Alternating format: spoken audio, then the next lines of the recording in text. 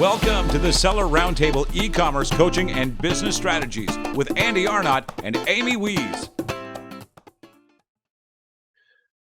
So Anthony, back to Amazon, or I guess e-commerce.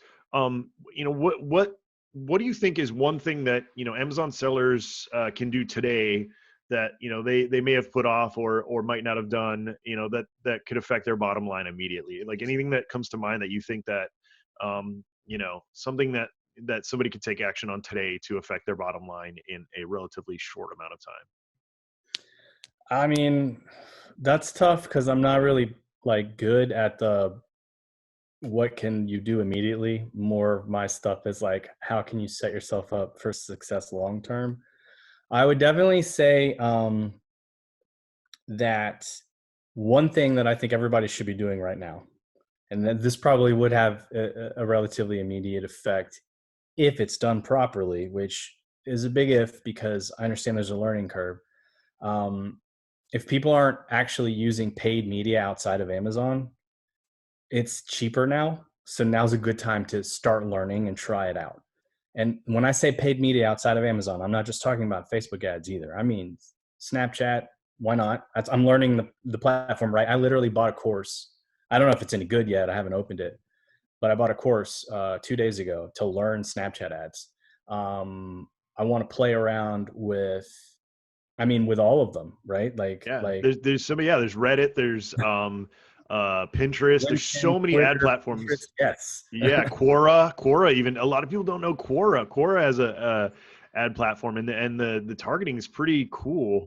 Holy crap, I didn't know that. Thank you for that. Yeah, Quora, dude, get on Quora because you can target specific questions. So it's pretty epic. I mean, you guys just start looking around on some of your favorite platforms and see if they have an ad platform, because there's so many ad platforms out there that are underutilized. And especially now, like Anthony was saying, I think I read an article yesterday that said like the average, price per click or something like that, or I don't know the metric they're using, but it was 20% cheaper than it was last month, right? And that's going to continue to happen. And because all the big companies stopped running their ads because they're concerned about what's going on in the world right now. Yeah, well, and one of the ways I grew my app business, which was, like I always tell people, was one of my most successful endeavors, and I loved it because it was like literally a money machine, right? You'd set up your app, you'd launch it. This was on Google, and it would make money while you're sleeping, while you're similar to Amazon, but like a lot less work. Like once you got it set up, we'd have to do weekly updates and things like that. But man, that was epic. And one of the ways we grew that business, because it was during the economic downturn, the last one, is we used a lot of paid ads, and it was cheap because nobody was advertising. So, I definitely want people to realize that, because a lot of big companies pull out, because of the way they work, they immediately start pulling budgets, right? It's not like targeted. It's not like, oh, we're making money on this platform, but not this platform. They just get a call from the CEO that says, hey, we got to cut, 20% of our ad spend. Boom. And then it goes away, right? And that inventory is now open to, everybody else. So definitely, guys, look at, the opportunities in paid ads right now to either launch your business or grow your current business, and just do small tests. A big mistake that a lot of people make is they try to go super wide.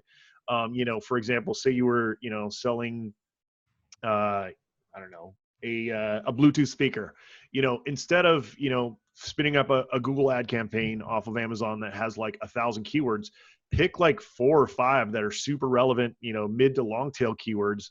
So you're not going to spend a lot because you might only get 5 to 10 clicks a day, but they're ultra relevant and could push that, that product forward, even just, every day. Like if you get an extra sale a day or something like that, the rank's going to continue to climb. And so there's a lot of fun ways to use ads right now to grow your business. There is. I'm actually, I'm excited about one. This is a ninja. I'm about to drop a ninja tip right here. So if you have your own store, you can connect your Instagram account to it. You can actually then go into the catalog after Instagram says that you're open for shoppable posts, and change the catalog URLs to Amazon, for example, if you wanted to run a ranking campaign there, and run traffic to a shoppable post which is kind of huge on Instagram because normal posts don't have a URL, and then ads are very obviously ads. So you can have like influencers, for example, pushing a normal, honest to goodness, regular, organic post, or you can find a way to push that through other ad platforms or whatever that has links in it that go to your Amazon store. I cannot wait to start messing with that. And I just discovered like probably 3 weeks ago that this was even possible. Yeah, and the other cool thing, that's a great tip. Another cool thing that a lot of people might not know is Google Shopping just went free again. They went from free to paid, then back to free. Now you can still, have paid ads on Google Shopping, but to list your products on Google Shopping is free now, which, why, I mean, you're absolutely missing out if you don't go and list your, there's a lot of, if you're using Shopify, there's an app that'll just push the feed to Google Shopping. Same thing with WooCommerce. There's a lot of extensions that you can do the same thing. So definitely jump on that too, guys. But yeah, I think there's a lot of opportunity in terms of, getting more. A lot of people are so scared to start and run businesses during downturn, but if you really kind of step back and think about it, there's also a ton of great opportunity there if you just start getting creative. And I think that's what I love about, I shouldn't saying I don't mean I love downturns, but what I love about, having to go into a downturn is as an entrepreneur, you start getting really, really creative. I mean, that's why I started getting into Etsy, print on demand, all these other things that I haven't really spent time with before, because I was like, well, how can I bring in more income and not, only spend a little bit of time to like set it up and then have it on autopilot. I'm also really starting to look hard at drop shipping. I always thought drop shipping was kind of like, you do that if you don't know how to do private label or whatever. But the more I'm, researching it, the more I'm starting to realize that, if you can dial some of that stuff in, that's money that once again is like very low touch, right? Low maintenance, low touch, and can just be an extra source of income. Same thing with like Kindle Direct, all these awesome things that you guys can dive into. And, a lot of the stuff only takes like, a full day, 8 hours worth of work, which everybody's sitting around at home right now. Why not, just start dipping your toes in there. Yeah. Yep. Actually, it was, I want to say early 2019 that I did a presentation in Vancouver and was telling people, and it was funny because everybody was like, oh no, drop shipping is dead. I was talking to people about building these funnels and doing like free plus shipping stuff through drop shipping. And they're like, that's such a terrible idea. Everybody in the room was like, no. If you like it is a learning curve. You have to learn, first of all, how to find a good supplier that offers a product that's not going to be, high returns. Also work out some logistic stuff so the shipping times don't turn ludicrous. But if you get past those, I think drop shipping represents one of the greatest opportunities for people to test products for private label. Because if you find a drop shipping product that does well, even if it's not like fully custom, the point is once you prove the concept, there's no better way and no cheaper way, because you're essentially making money to do this test, which is usually not the case.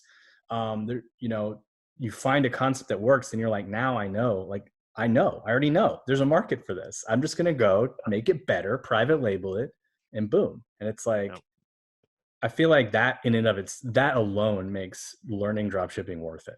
Yeah. Well, we actually, it's funny that you mentioned that, because we kind of did the same, or we did something similar to that recently where, we put up a product, that was a drop shipping product, and it started selling more and more and more and more. And what was fun is because of the delays from China, right? We have like 3 weeks or 2 weeks of, hey, you'll get your product in 2 or 3 weeks.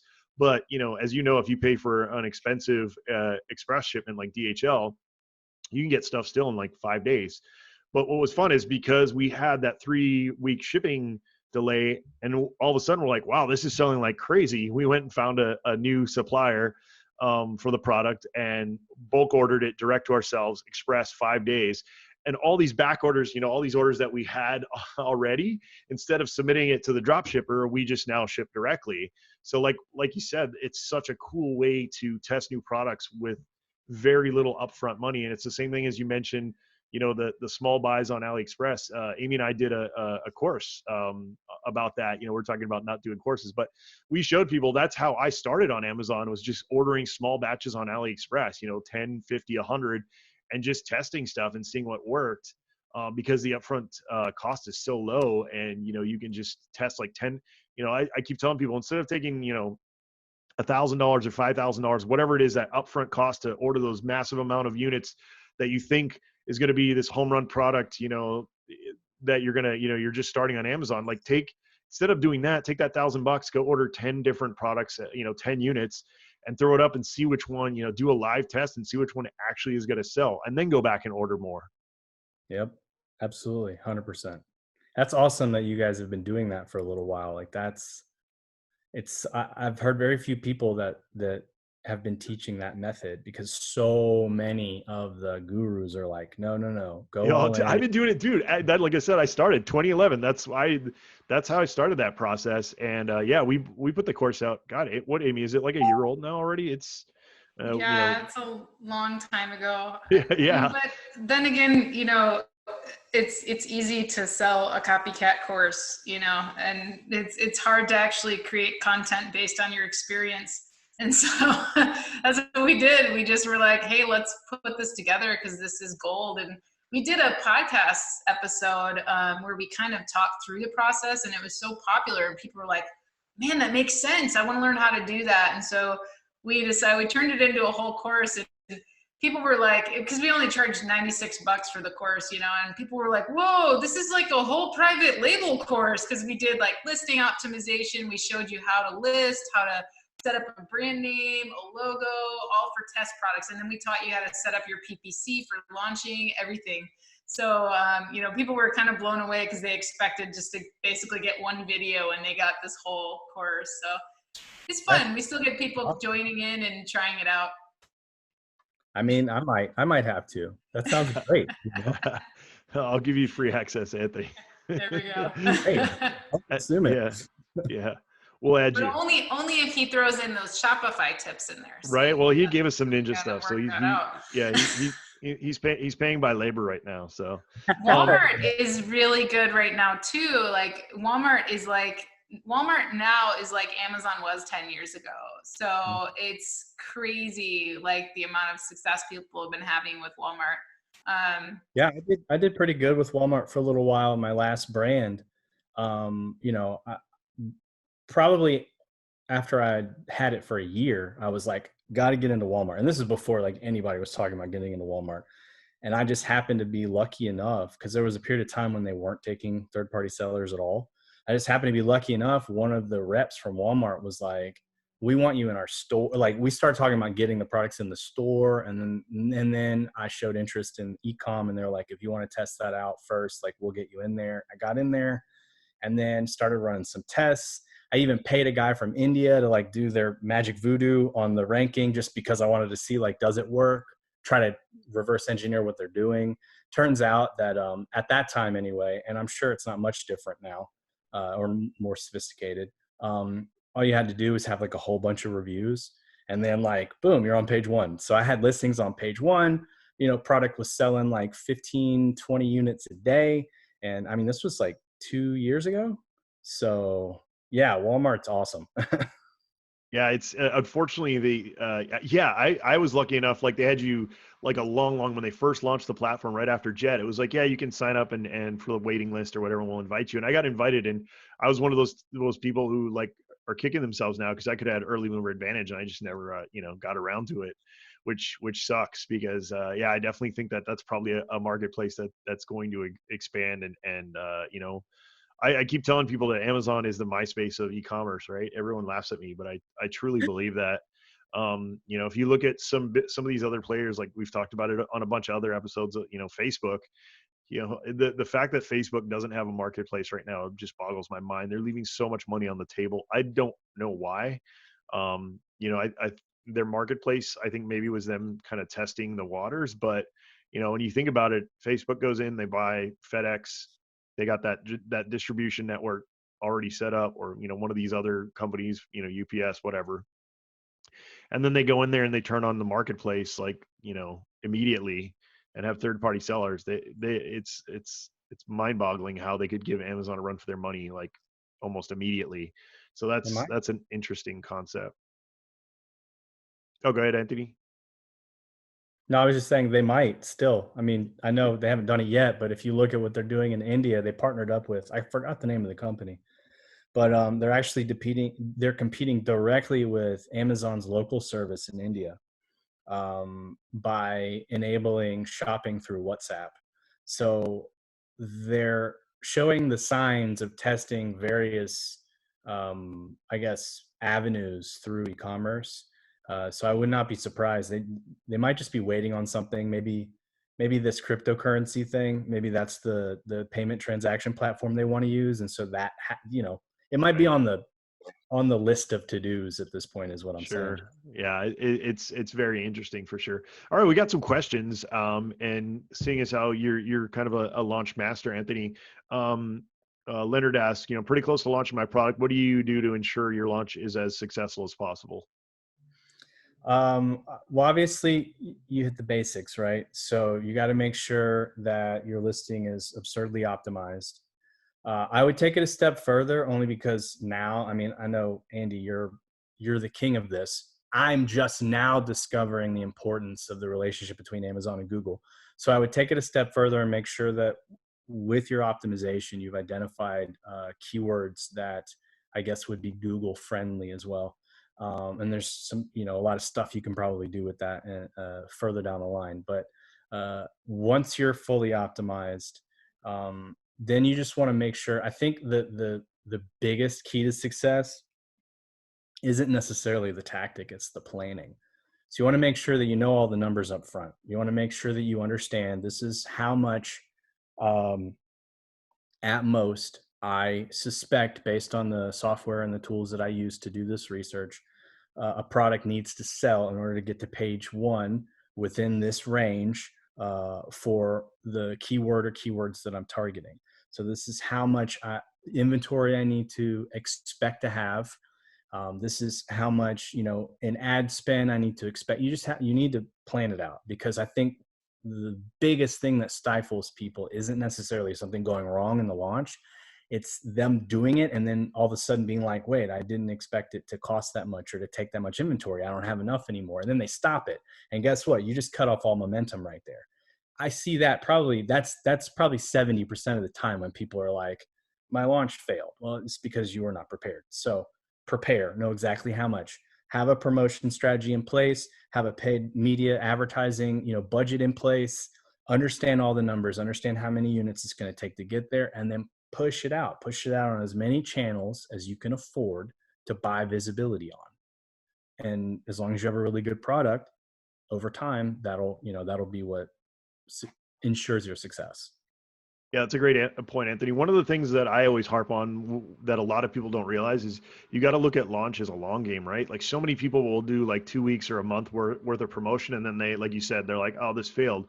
I've told people, we're in an ultra competitive category.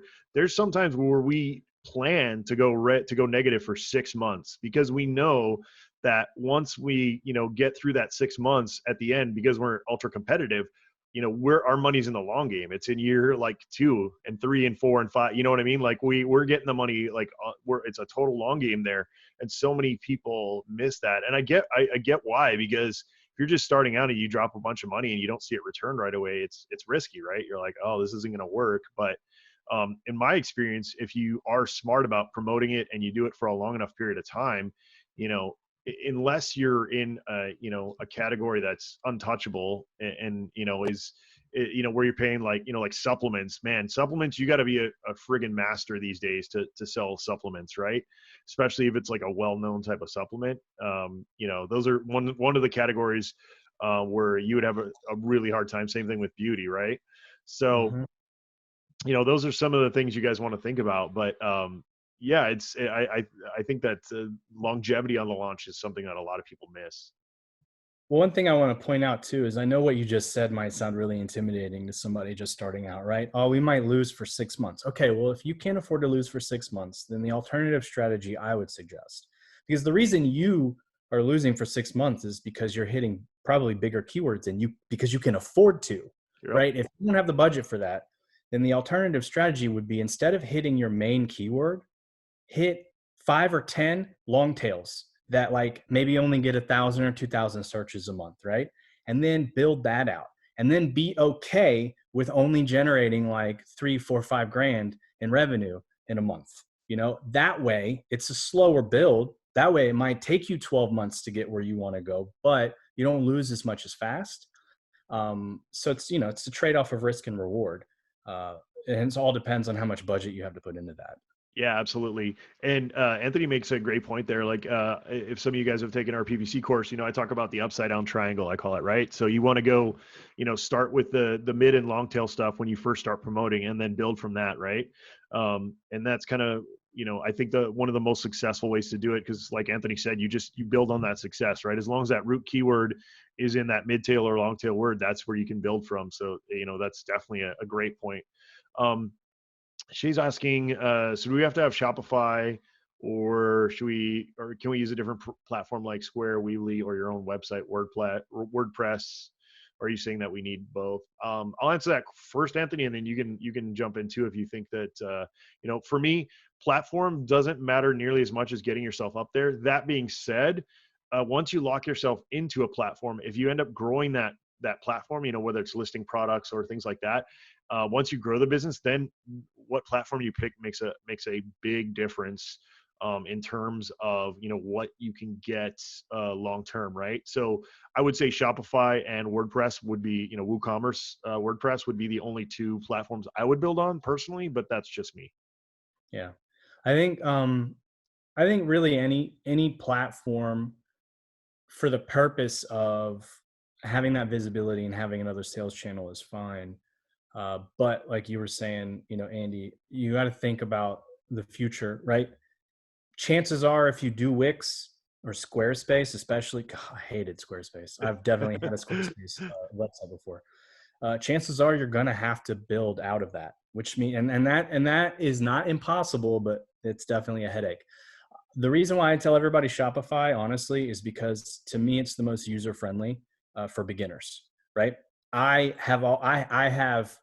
come from a WordPress background. I used to work at a place as a copywriter, and part of my job wasn't just to write copy. I also had to like upload all the files in a WordPress template. So I'm very familiar with WordPress.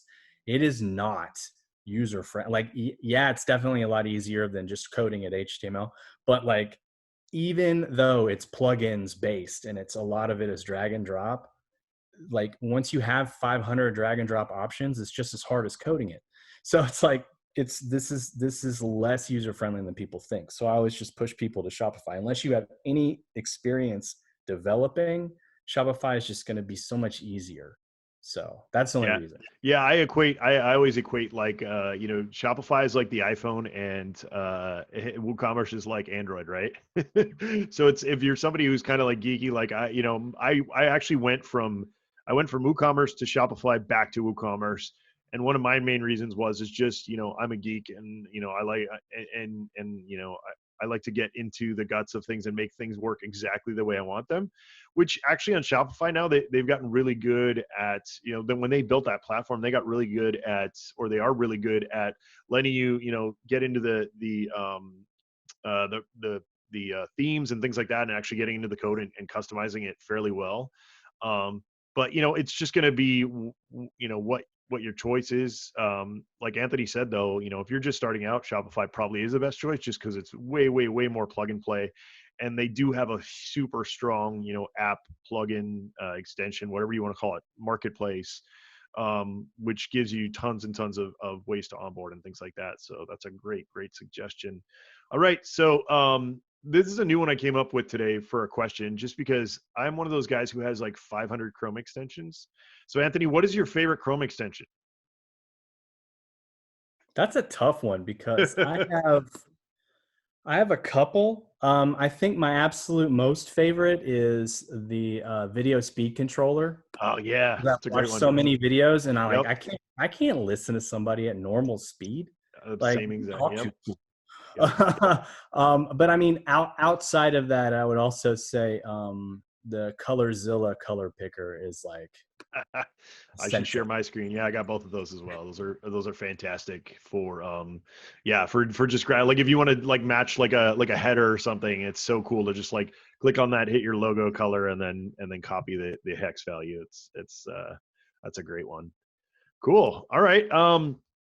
Amy, did you have any follow-up questions? And actually, we have one more question in the chat here, which is Nathaniel's asking, I've been live for about 12 months and product is selling on page one at roughly 10K a month, making a small margin. I'm at the point where I'm charging roughly the top end of the category, and my margins are roughly 20, 30%. The most I can buy, sell this product is a 1-to-5 ratio. So I'm wondering whether I should be committing to this product long-term or whether I should explore another product under my same brand.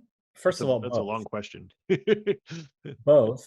Okay, here's the thing. I came up with this phrase probably 2015 or 16. I'm pretty proud of it.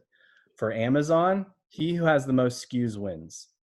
Amazon is all about, look, Amazon buyers, they're not brand loyal. They're all about what looks new. That's the reason why you can literally have the same product. It stops doing well and then you just rebrand it and it does well again, because people go to Amazon every day. They're used to seeing the same listings pop up, and then so what's new is what catches their eye. At the same time though, 20%, you realize that restaurants have like work with like a 5 to 10% margin. Like, Yeah. you know, you're talking about major retail is at 15, most 20% is beautiful in the business world. If you can continue to make that long term, why would you throw scale that? it. Yeah, absolutely. So I'd say both. Definitely go out there with new product. A really great way to okay, so let's say this product that you're talking about that you're doing 10K a month, you know, and you're at the top of where you can sell it at. Let's say it hit a wall and that's as much as it's going to do. Sometimes that happens. A great way to multiply that though is actually, like, if you can't scale it on .com, to like do the research and see if this is the kind of product that's purchased in the UK and Germany and Japan and expand there. I mean, people are people, right? If human beings have a need for this product, it might not necessarily be an American thing. So like if you hit a wall with a product, a great way to expand would be to go to foreign marketplaces. And if you're not already there, especially, it just gives you a reason to do it, because you're gonna want to do it at some point regardless. So that might be an alternative to just finding new products, although I think you should be doing that too. Really, you should reinvest everything for like 12 to 24 months and just doing all of that, because 5 years from now, you is going to be like, thank you so much for that. Yeah, absolutely. Yeah, and that's funny. So Amy's always making fun of me because we have we had 800 SKUs. We've been paring them down just because it's terrible. But to your point, I mean, one of the reasons why we've had so much longevity, is we started in 2011. We're still kicking 7 figures plus every year, and we don't. I don't work a lot in the business. I am more lately right now just because of the seller fulfilled that we're doing. The volume of that has gone up exponentially. But yeah, we just have a ton of SKUs. So we have long tail. So even products that we put up like years ago that were like, oh, this is old stale inventory. We have it stored in. We have an acre, property and a container. We store it there, and so then all these little products that we bought years ago, because we're so long tail that we might only sell 3 to 5 a day, but when you times that by 500 SKUs or whatever, that's where you really start making some money. That's right. On that note, is the new brand are you gonna go wild on the new brand for SKUs, or are you gonna try to keep it tight? No, I'm going to keep it tight with regard to the niche. Like I want to make sure like the products very much so follow a specific solution. Mm-hmm. But no, I want to be as aggressive as possible with opening as many new products. Like I want everybody to be completely confused. Like is the store adding new products so frequently? Like, yeah. Well, I was telling the story how like early on too, my goal was to scale or to add 1 product a week, and I did it. But what I found out is unless you have a lot of really great systems in place and a lot of admin support. Back then I didn't. Now I do, but back then I didn't. So it was like my products didn't get the attention that they would have in terms of listing optimization, PPC, all that kind of stuff. So there's also 2 sides to that coin. We talked about this, I think, last episode or the episode before that, how you can even go the opposite way and get a ClickFunnels page, sell a single product with like 1 upsell and be ultra successful. that's something else that you guys can try. But I think the overall theme, if you talk to Anthony, and I would agree concurrently and absolutely wholeheartedly, is, turn dials, try everything, right? Like, why not ClickFunnels? You can, spin up, and, they have templates that you can clone and, get a product up, even if it's a dropship product, anything like that, get something up and test it and see how it does. For sure. I want to clarify, the having many SKUs strategy to me is an Amazon specific strategy. Yeah. ClickFunnels to a single product page is a completely different strategy. If you get good, that's a great one too, especially because in the process you have to learn about building funnels. If you get good at building funnels, you could take those 10 products you were talking about testing, put up Facebook ads for them, see which one works. And then every time you find one that works, go really, really deep on making the funnel and the upsells and everything perfect for that. You don't need 100 SKUs. You do that 5 times and you'll be like blown away how much money you can make. So Well, it's and I'd really also say that it depends on your business model as well. If you're selling white label products, yeah, you want to play around with your SKUs. But if you're selling private label, you want a little bit better margin. You want to spend a little bit more time building your brand off of Amazon and exploring your channels. If this was a private label product that he was talking about and not white label, a lot of people call white label private label. But if he's asking this question and it's a private label product that isn't selling well and his margins are that bad, I would be like, I don't know, So, I mean, I agree with the many SKUs kind of thing when you're selling stuff that's very easy to copy. Because as you mentioned, Anthony, most of the stuff people are searching for on Amazon, it's not brand related. It's 70% generic searches, t-shirt, shoes, whatever, people, where 30% or less are actual brand searches. And in that case, if you have to ask yourself, do you want people to search for your brand? Are you building a brand, or are you just trying to sell a t-shirt?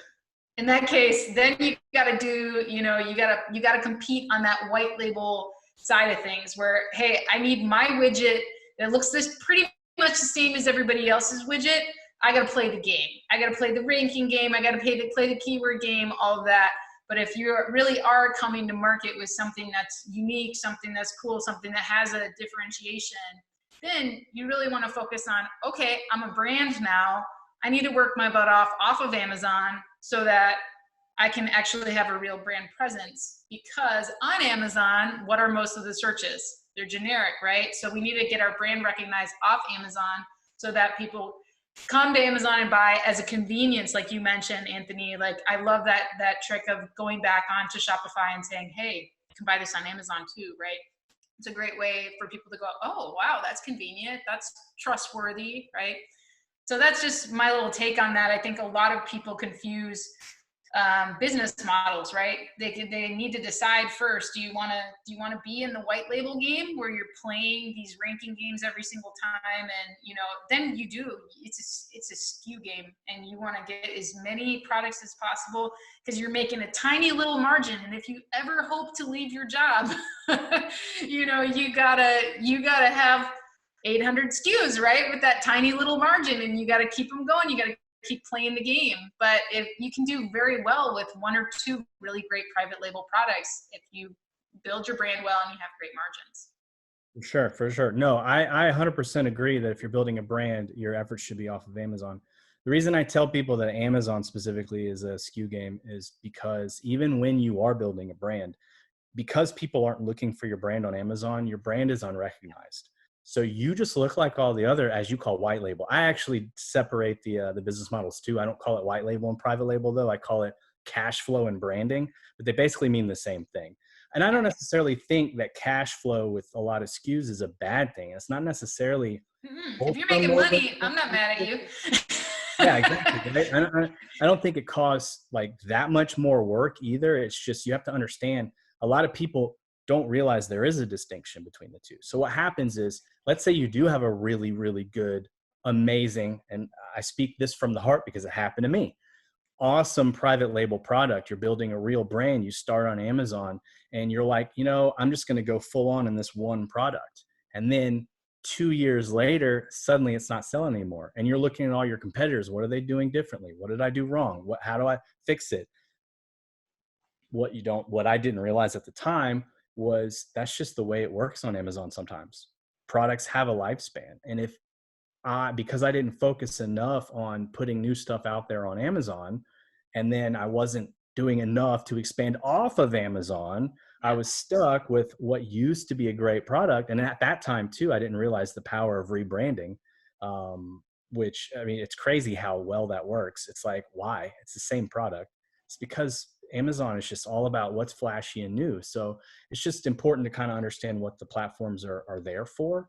I still think I 100% agree with Andy's assessment that Amazon is the MySpace of e-commerce. Mm-hmm. I think that they will absolutely be taken away by a better platform, something that serves sellers better. When I say by serve sellers, it's because Amazon is a wonderful platform for people to come and buy many things. It's a terrible platform for people to come and buy many, like fill the cart with different items from the same brand. Right? Yeah. It's all about one-to-one transactions regularly. And if you are a unique brand that has awesome products that don't look like everybody else's, you should be focusing your effort off of Amazon, and Amazon should just be a convenient sales channel for your brand. Yep. That's it. 100%, Bottom 100%. line. Yeah, definitely get.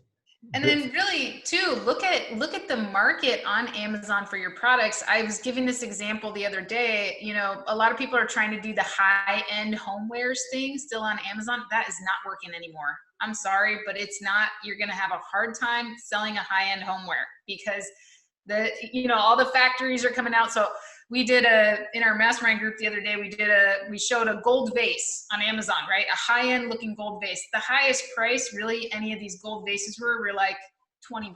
You know, it was like $20, whatever. And then we go over on wayfair.com and basically the same looking vase, same materials, everything, $80 starting, $200 is the kind of the average prices there. So maybe your platform isn't Amazon. Remember, it's just a sales channel, right? And maybe it is if you're trying to play the SKU game and like you're trying to build out and you've got access to quickly source a bunch of white label products, well then go for it, right? Play the ranking, play the SKU game. But if you're wanting to build a brand, look and make sure that Amazon shouldn't just be a convenience for you, right? Totally. Yeah. One thing that I want to mention, which is interesting, and a lot of people might not know this, and nobody knows this is for sure, but I've read it and I've experienced it myself, and I believe it is supposedly Amazon's got probably 100 or more, probably more than that, factors, right, when it comes to ranking your product on Amazon or your account, things like that. One of the things that that I had heard even from ex-Amazon employees, even though they're like, yeah, don't tell anybody I told you this, is that Amazon rewards accounts that are active.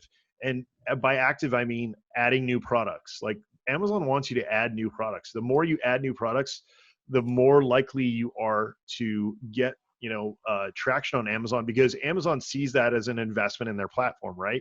The more products, the SKU game doesn't only relate to the seller, it relates to Amazon, right? Like the more SKUs Amazon has, the more likely they are to capture more customers. So they absolutely love when you onboard new products. So that's something to think about, guys. And It's once true. again, oh, go ahead, Anthony. I was just going to say, I actually knew, this was years ago, so I cannot remember who they were. An ex-Amazon employee who did like research on this, looking at the difference between listings and brands and products that rank versus the ones that don't, the ones that generate a lot of revenue, the ones that have good BSRs. And they basically came up with the conclusion that the magic number at that time, this was like 3 years ago, but the magic number of as far as how many SKUs you should have in order for Amazon's algorithm to show any amount of favoritism with regard to having a bigger store or smaller store was 41. They saw a significant difference once you hit over 40 SKUs for some reason in the ease of rank and the number of products that do well and their BSR levels. I thought that was really interesting. So yeah, that's actually been around for a little while. No doubt that Amazon employees told you this. It's like there does appear to be a clear correlation between the way they treat storefronts with more SKUs and ones that don't have that many. Yeah, I thought that was super interesting when I heard that. So, all right, we've come down to that point, Anthony, where I like to ask, what are you into right now in terms of learning? Because I know as an entrepreneur, you're always cracking books, listening to podcasts, probably on Audible, all those things, YouTube. What are you either watching, listening to, reading? What are you into right now? I have a subscription to Audible, currently listening to the book 1 Million Followers, because I'm really interested in the idea of just building an audience, right? And I think that once I crack that code, it'll be not just my own audience, but audiences for brands. So that's big. That's one of the subjects I'm tackling. And then, like I said, I'm about to be going through a Snapchat course just to kind of learn the back end of Snapchat. I've actually also started running my own tests just to get an idea. But there's a bunch of buttons back there. I don't actually know what they mean. So that's why I got the course. I'm like, maybe I can learn what these buttons mean. Right. So learning platform, ad platform courses, and then learning about building an audience. Currently, that's where my extra effort. And then, of course, I've always got a book in Kindle that I try to read at least a couple times a week on behavioral economics, because that's my favorite topic in the world. Yeah, it's all super interesting stuff. That's a new one. I agree with you though. And a lot of people, Amy and I've been saying this for a while, I realized it late in the game, but building an audience is super important, especially, now. And once you gain those eyeballs and gain that trust, you can, just about sell anything. It's like, as long as you're in the niche and you help people, or, if you're in the product space, as long as you know a lot about the product and help people with that product, then that's where you can really have some big effects. Indeed. All right. Tell people where they can find you, what you're up to, anything you want to plug, your website, your social, like any of that kind of stuff. I am so everywhere. My handle on most things is Anthony Lee 991. That's on Instagram. That's on TikTok. That's my Facebook, / Anthony Lee 991's on Facebook. 0991 if you want the actual official Anthony Lee page. You can hit me up on Messenger. The website that I write all of my content for now is the Signalytics website. That's the service that we're slowly launching features for. Signalytics.ai. That's a little bit harder to spell, so Anthony 991 might be the easier way to go. So tell us the significance of the 991. Is that like 911? But I tried to just grab my own name. And then on every platform, they were like, that's already taken. And then one of them just suggested adding 991 at the end. And I was like, fine, screw it. That's what I'm doing. There's zero significance. Literally, I think it's like Snapchat or Instagram. One of them suggested it. And I was like, okay. And then I was like, well, now all of them have to be that. Well, I kind of like it because, you think of 911 and you're like, okay, wait, no, it's 991. And that's an easy number to remember because of that. So that was good. That was a good mistake, right? A good happenstance. Sure. We'll see based on on how many people hit me up after this. We'll see if 991 worked. Sorry guys, my son was trying to push his way into the office. Working from home has been quite the adventure. Indeed. All right, guys. Well, thank you so much, Anthony, for joining us today. It's been awesome. I'm so glad we finally got you on. Thank you so much for being here. And Amy, I hope you feel better. And if you guys haven't done so yet, please subscribe, leave us a review. Let us know how we're doing on the podcast. We really, really appreciate that, guys, getting that feedback. If there's anything you want us to cover, please let us know. And we will see you next time every Tuesday, 1 p.m. Pacific time. Remember to join us live, guys. sellerseo.com/SRT. Have a good one.